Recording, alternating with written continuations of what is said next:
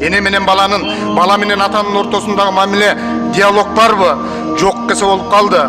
Балдарыбызды бала бакчага берүү да 8 саат баладан алыс болуунун амалына айланды.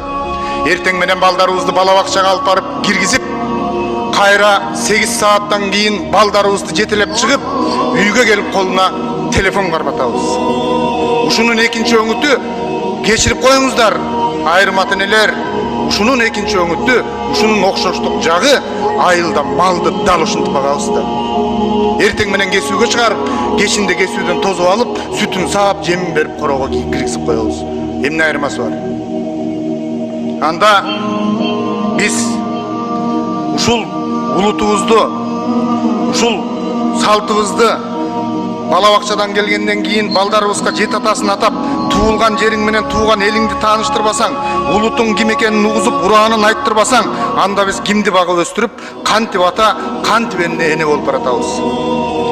Бизге балдарыбыздын калыптануусунан, дүйнө таанымынан, билим алуусунан көрө акча табуу, дүйнө басуу, тойго баруу, көртүрлүктүн көрөн шараны менен көпкөнчүлүк кызыктуу болуп бараткандай. Анысы аз келгенсип, үйдөн мээрим көрбөгөн балага тарбиячынын айрым тартиби жок тарбиячынын таягы, ур токмогу менен ачуу кыйкырыгы балдарыбыздын көкөйүнө көк таштай тийип бүтмөй болду. Анан биз ошол жалтаң, мокок, ата-эне мээримине толук кандуу канбай калган, асмандан самолет учуп баратса, мен апам ала кетчи деген дөбөктөрүбүздү, балдарыбызды көрүп кантип биз келечектен үмүт кылабыз.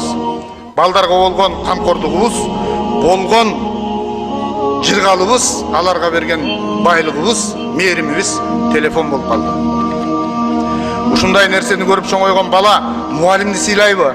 Ата-эненин баркын билип асырай алабы? Ушундай кайдыгерликтин кесепетинен муалимдер кордолуп, карылар үйүнүн катары толуп баратпайбы?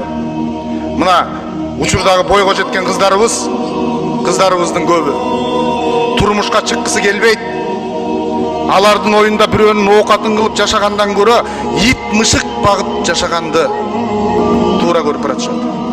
Балдарыбызчы, алар дагы турмуш кургусу келбей, дүйнө кесип кеткиси келет. Эптеп эле Кыргызстандан чыгып кетүүнү көздөгөн жаштарыбыздын катары көбөйүп бараткандыгы баарына маалым. Мунун баары кимдин, кай жактан келген бузуку саясат экенин айтпасам деле жакшы билесиздер. Мына ушинтип улут катары жок болуп кетүүгө жетпеш үчүн биз эмне кылышыбыз керек деген соолду койгубуз келет. Демек анда биз ашынган популисттикке шөкөттөлгөн саясий каармандарды эмес, урматтуу туугандар, бүгүнкү күндө илимдин, билимдин жана маданияттын каармандарын чыгарып, жаңы ысымдарды жаратып, көчөгө эмес, көңүлдөргө, акыл эске, жүрөктөргө төңкөрүш жасай турган учур келди. Мына кече эле ээрчишип кеткен кыргыз медицинасынын корифейлери Мамакеев менен Акрамовдун, илимдин гиганттары Ишеналы Арабаев менен Кусайын Карасаевдин, кыргыз кереметин жараткан Төлөмүш Океев менен Сүймөнкул Чокморовдун, дүйнөлүк адамзаттын ааламына айланган Чыңгыз Айтматов менен Касымбековдун, кыргыз киносунун жана кыргыз театрынын лидерлери Муратбек Рыскуловдун, Бакен Кыдыкееванын, кыргыз поэзиясынын чолпон жылдызы деген Осмонов, Турар, Жолон, Байдылда Мидиндин, Жыйырманчы кылымдын Гомери деген Саякбай Каралаев, Сагынбай Орозбаковдун, элдин эсинен чыкпаган Эстебестин, Ашыраалынын сөзү куралып, көчү уланып кетиш керек эле да. Учурда улуттук идеологиябызды колго алабыз десек, биз интеллектуалдардын ысымын чыгарып, кечээкилердин оордун толуктоо зарыл, урматтуу туугандар.